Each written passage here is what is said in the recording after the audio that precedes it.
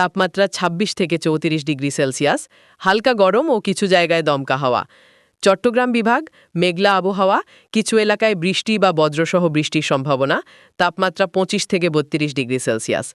গরম ও শুষ্ক আবহাওয়া, তাপমাত্রা ২৮ থেকে ৩৬ ডিগ্রি সেলসিয়াস, দিনের বেলায় তাপপ্রবাহের অনুভূতি।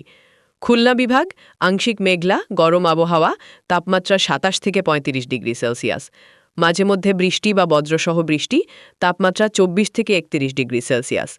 বরিশাল বিভাগ মেঘলা ও আর্দ্রতা বেশি, কিছু জায়গায় হালকা বৃষ্টি, তাপমাত্রা ২৫ থেকে ৩৩ ডিগ্রি সেলসিয়াস।